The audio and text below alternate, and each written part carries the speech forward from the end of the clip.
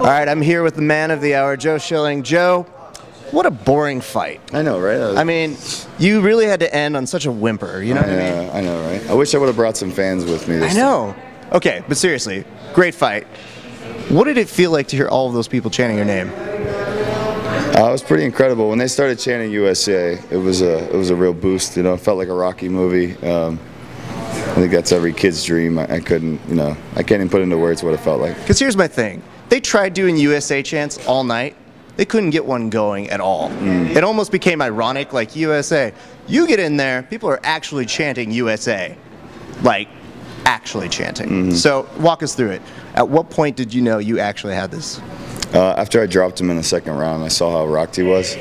Up until that point, I'm not gonna lie, I felt a little outclassed. I felt like my cardio wasn't good enough after the first round. You know, I've been battling bronchitis for the last month, and after the first fight, my chest was burning in the back. You know, I expected my legs to be banged up, and my body felt fine, but my chest was really burning. And starting the second fight, you know, I didn't realize that Levin was going to be that tricky. I thought I was going to be able to punch with him, and I really had a hard time landing in my jab.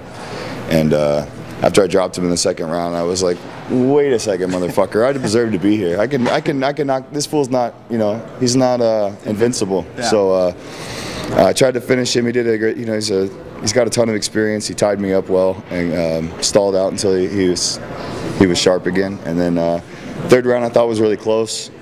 My cardio was definitely an issue with the bronchitis.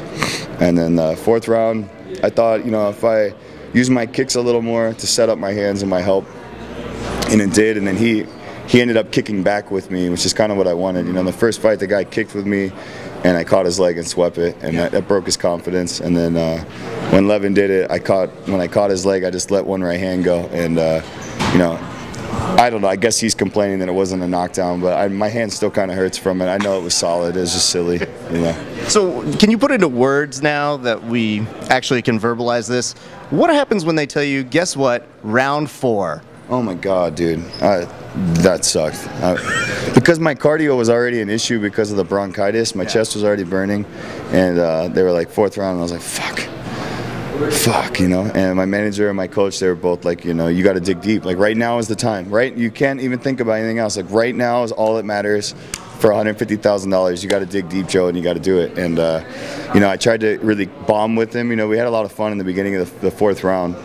We were pretty much toe-to-toe slinging punches, and I started getting gassed out again, and I was like, fuck, I better start moving my feet. And then I thought if I used my kicks, I could keep him on the outside a little better and then look for the big shots. And sure enough, I landed a big shot. And then right when that happened, I was like doing the math in my head, you know, and I was like, oh, okay, if I can dance for another 45 seconds, I'm going to win $150,000. Yeah. So, you know. Speaking of which, look at that check.